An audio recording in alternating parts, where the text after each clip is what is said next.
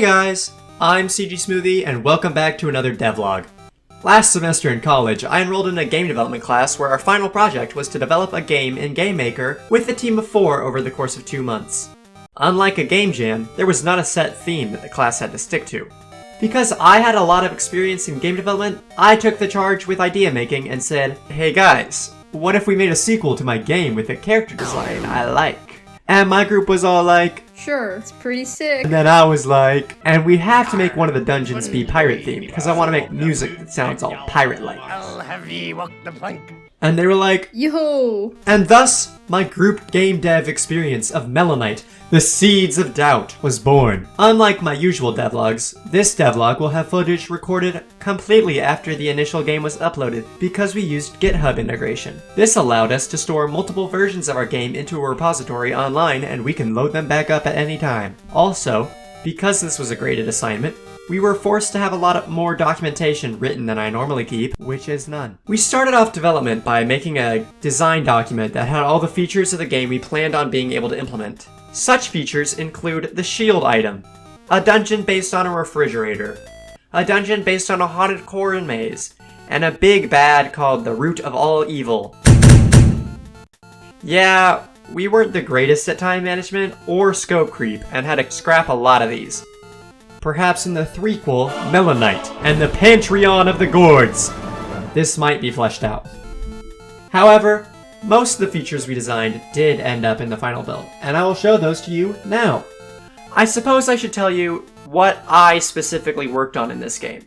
I was the artist and composer, but I also did a lot of work on the enemies and all of the work on the bosses of the game.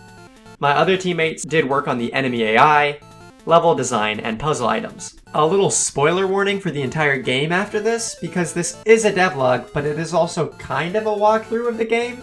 I would highly appreciate it if you would take the time to play the game before you return to the rest of the video, but if you can't, that's cool too, as long as you like and subscribe and all that other stuff. If you want to play the game will be in the description down below. Alright, so Melon Knight the Seeds of Doubt starts off in a crypt.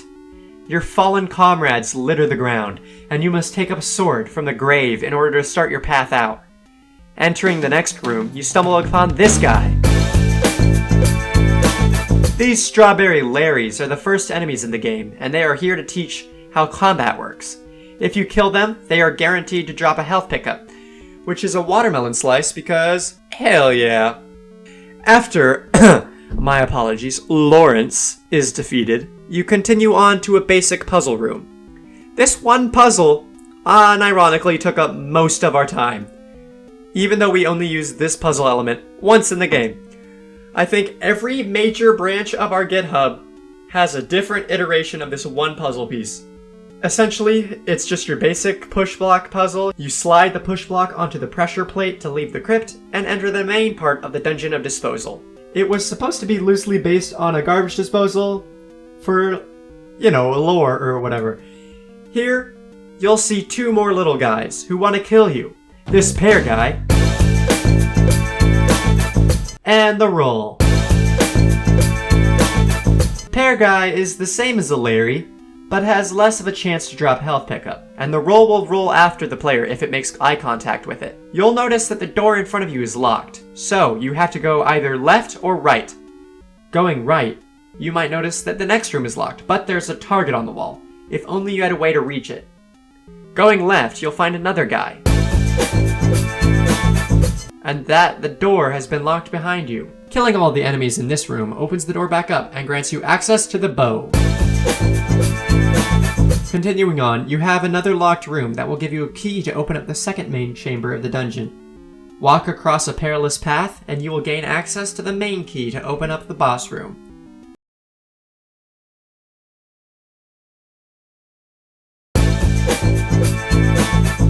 I don't really want to spoil all of the mechanics of the bosses, as I believe they're probably the best part of the game, so I will instead explain the mechanisms on the inside, and maybe a bit of the music. The boss mechanics are split into 2 objects mostly. The room manager controls the music transitions depending on the boss object's health. The boss object controls its health, as well as any attacks it might do. To decide attacks, it rolls a number between 1 and 100. In the case of the first boss, there are 3 attacks. Before its health is low, if it rolls anything from 1 to 10, it will choose attack 1. If it rolls anything from 10 to 45, it chooses to do attack 2. And if it rolls anything from 45 to 75, it does attack 3. If it rolls anything higher than 75, it will do nothing for a couple seconds and then reroll. When its health dips below 15, the odds of different attacks will change to make the boss seem more frantic and harder to beat. After defeating the potato, the Melon Knight discovers the first MacGuffin, one of the Seeds of Doubt. A quick story cutscene plays, with the knight drowning and waking up on the deck of the Fleet of Fire and Ice. I would probably prefer to keep this for you guys to explore on your own, but I will still introduce the main enemies and mechanics. We got the Cherry Bomb, the Corn Husk, Grapekin, we got a Lantern, and this dungeon has 2 bosses with the Cantaloupe Knight and the Dragon Fruit. Currently, the Dragon Fruit is not implemented, but I will try to rectify that before this video comes out. I think the Seeds of Doubt has a much better art direction than its sequel, which I am very proud of. The last design of Melon Knight had no arms, and when I go back to it, he looks really flimsy.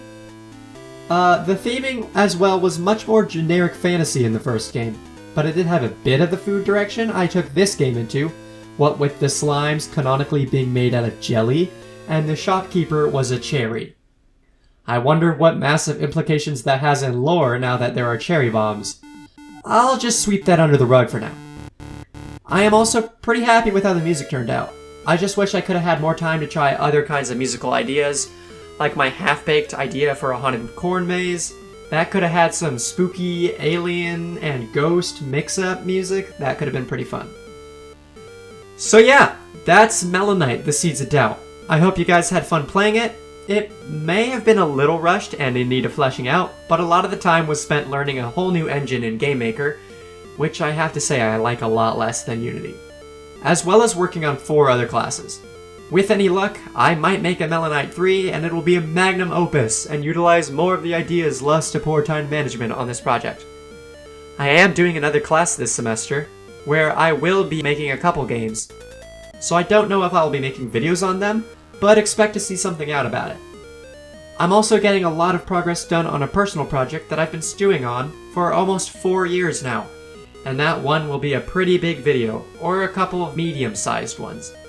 If you want to see the behind the scenes and get updates on projects, or help on Blender or Unity projects that you have, make sure to check out my Discord in the description.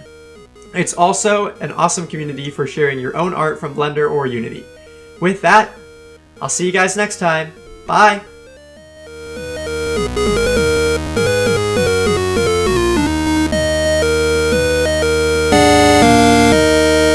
Yar, yar, yar, yar. There she blows. Avast ye scurvy dogs. I'm a pirate.